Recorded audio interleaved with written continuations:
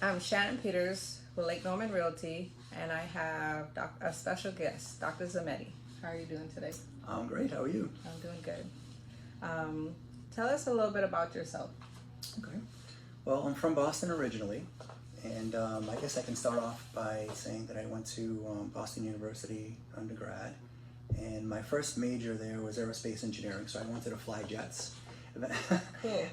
That was kind of like my passion. I love airplanes. I ended up actually becoming an instrument-rated pilot eventually, so I flew for myself. But at BU, being an aerospace engineering major, for some reason I ended up in this freshman orientation program, and coupled with that orientation program was some career advice counselor, and he taught me how to becoming a pilot. And well, he said the airline industry wasn't going to be doing very well, and then it's 4 years of undergrad and then 7 years in the Navy, and there's a very slim chance you'll get a job as a commercial airline pilot later. So he kind of talked me out of it, and he said, you know, walk down the hall. That's what he told me. He said, walk down the hall and apply to medical school, and then you can buy your own plane. That's what he told me. Wow. So, but I didn't end up doing that. I ended up in finance somehow. Okay. And right after graduating from Boston University, I worked for a company called Beneficial. I was a branch manager there for about a year and a half or so, and just didn't enjoy the whole corporate ladder and all that kind of stuff. I always wanted to be my own boss, so I got a great idea by trying to join my dad in his business. My parents are immigrants from Italy, and they owned a bakery growing up. They had an Italian bakery. And he sold the bakery, and we bought like a 7-Eleven type store that had, breakfast and lunch and the supermarket and all that kind of stuff. And I'm like, well, what am I doing behind a deli making, flipping burgers or whatever? Yeah. Like, I can't do this for the rest of my life, right? So I decided to use the phone behind the deli and call the dental school and ask them what I needed to do to get in to dental school. And at the time, he's still there at Tufts, Mark Gontier. He was an assistant dean of admissions or something like that. And he said, well, you need all these prerequisites before you can get in, because I had a finance degree. And so I ended up taking all those prerequisites over, let's see, he said he predicted 2 years, but I think I did it all in less than a year. Wow. I took some classes at different schools. It was kind of crazy, but anyway, I ended up, my last class was organic chemistry 2, and he said, if you pass that one, you're in. And I did well, and next thing you know, I'm in dental school. Wow. So what age were you when you? 3. So I was out of college. So I was 3 years out. So I did the finance company, then I worked with my dad for a little bit, and then entered dental school. And what made me successful in dental school was my work ethic. I saw my dad and my grandparents, everybody in my family owns some kind of business, and they have a great work ethic. They work, it seems like 7 days a week, no vacations, and I saw them work.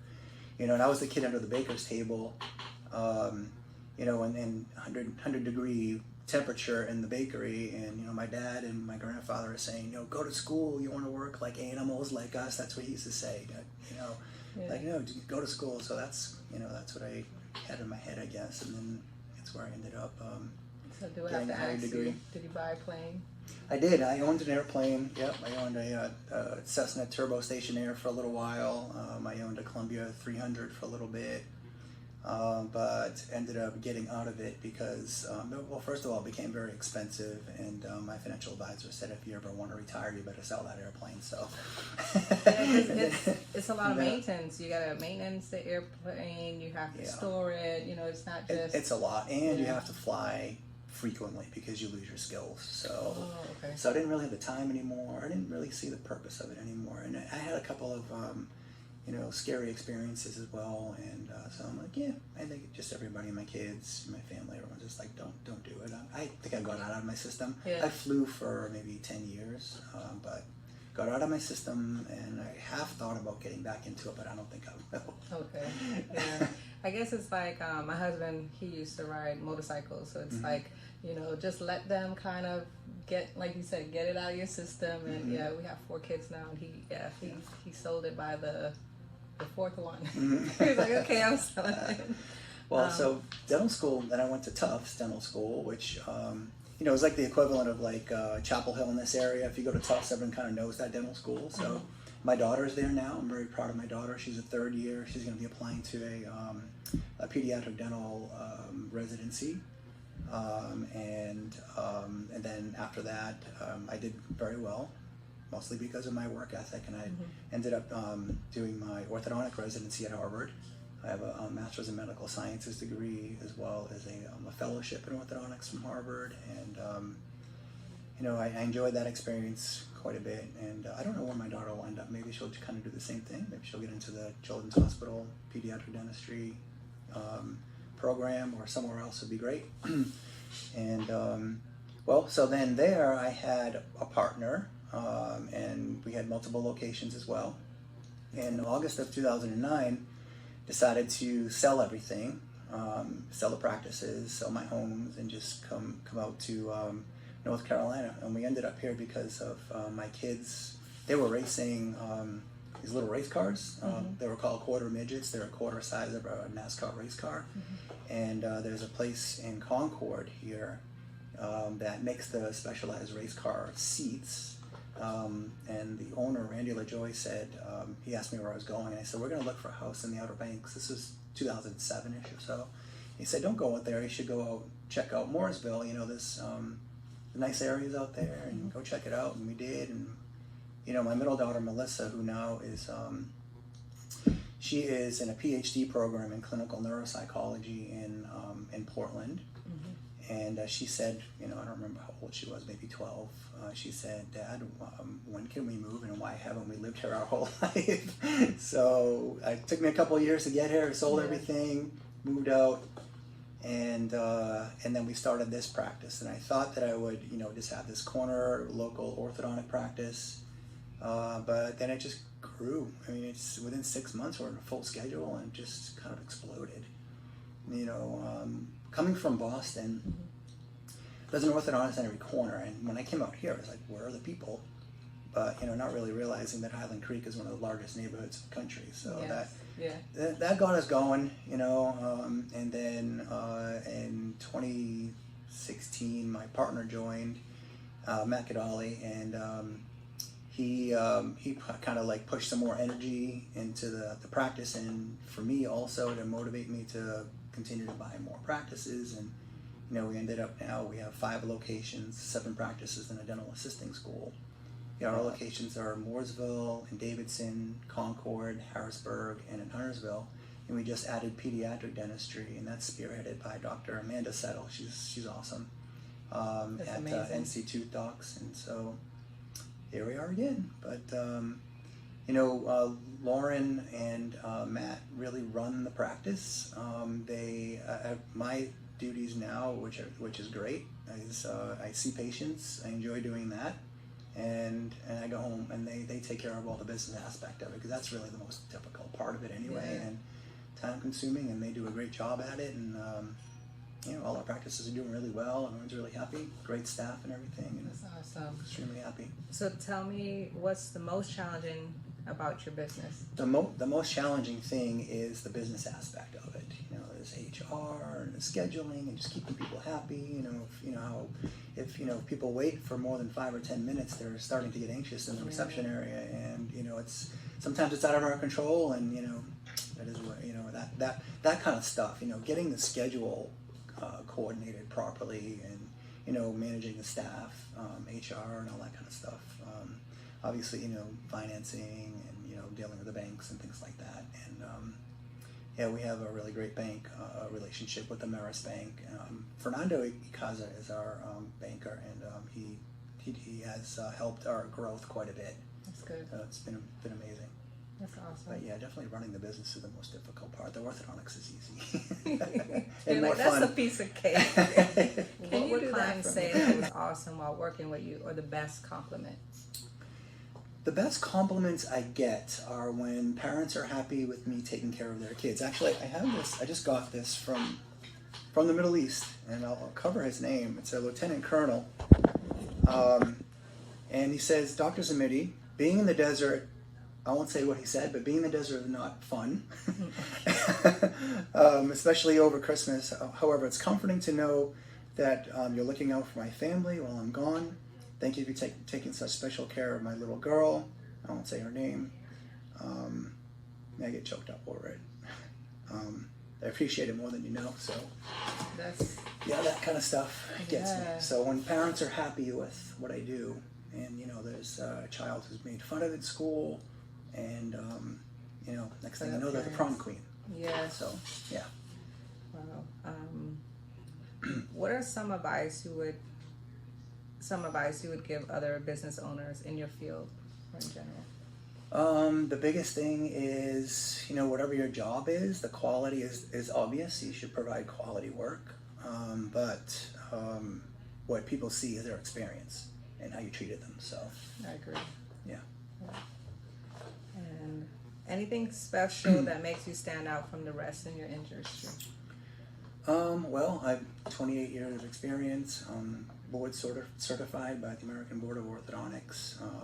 I have a Harvard degree, which I guess, you know, it doesn't make me a better orthodontist because I went to Harvard, but you still get your orthodontics education in other schools. But it's, I guess all that shows is maybe I worked really hard in dental school to get into Harvard, because I've heard it's pretty difficult to get into. Yeah, I agree. I agree. And I would add to that, you know, the accomplishment is like, you know, you grow your business. You started from one, now to 5, and now you have a school. I mean, yeah, the dental assisting school is great. Not many people could say that. Well, the dental assisting school came because of COVID, and we were having a hard time finding trained clinical assistants. And we said, well, if we can't find them, we might as well train them ourselves. How do we do that? And I started to dig in a little bit and found out that, you know, we can get approved as basically a trade school in dental assisting, and they end up graduating with a certificate. And I think the good part of our school is that we have 5 locations where they can do their internships. So, you know, they do a didactic portion online, and then they come to one of the practices and actually learn how to do what they need to do. We're training orthodontic assistants. Great career. I was telling you earlier that we're going to be partnering with the Statesville Iredell County Schools. There's a very low percentage of graduates from the high school that go to a 4-year degree, and so what do? I guess we're going to be able to provide them with a great profession. The state might cover some of their tuition, so there probably will not be any cost to them at all. But I think that's it's a good way to provide back to the community. And, you know, educate some of these kids coming out of school who would really have no other opportunity other than to, you know, go work for a fast food chain or something. You know. Right. That's amazing. What do you love about the Lake Norman, Charlotte area? Well, one of the main things is the climate. Comparison to Boston, I mean, it's great, you know. When we started looking here, we came in April, and you know, the birds were chirping, and it was like 80 degrees, and the climate was amazing. Well, meanwhile in Boston, it's like, you know, rainy and cold. But I mean, I love Boston, but you know, the climate is not great. And then obviously the high taxes that are in Boston. Here the taxes were low, and all cost of living was to the point where, my gosh, like I got a gas bill, and I'm like, is this the tax on the bill or the actual bill? Like, I don't know what it was. Like, it's used to paying so much more in Boston, and so I love the economy here is great. It's growing, it's new, and you know, they're starting to develop you know, more restaurants and more places to go and do things, you know, cultural wise kinds of things. It has a long way to go still to catch up to, you know, the older cities, but it'll get there. And do you have a favorite restaurant in the area? Yeah, I love, my favorite restaurant is Caruso's, and not a lot of people know about it. Maybe, I don't know. It's always busy. It's hard to get a reservation there. But Caruso's on Brawley School Road has great Italian. So I'm Italian. I grew up in a large Italian family, and it's the closest to the actual, like, real Italian food. I love the waiters there, Omar, Michael, Lisa, they're all great. And then also one of the restaurants that just opened up is Savannah Oyster House. Same ownership of Barrel and Fork that's in Davidson, and it's a nice little place in Mooresville that I like to go to. And what else? Kindred, possibly. Summerland in Charlotte, places like that. I like Fig Tree also. That's a nice place to go to. Sounds great. Yeah. And what's the best way for consumers to contact you? It's our website is really easy. It's CLTBraces.com, and just go online and you can make appointments online or give us a call or just call our phone number. But it's a pretty easy website to remember. CLTBraces.com. Okay. And what's your phone number? 704-947-9991. Thank you. Thanks. Appreciate you coming here. Thank you for having me.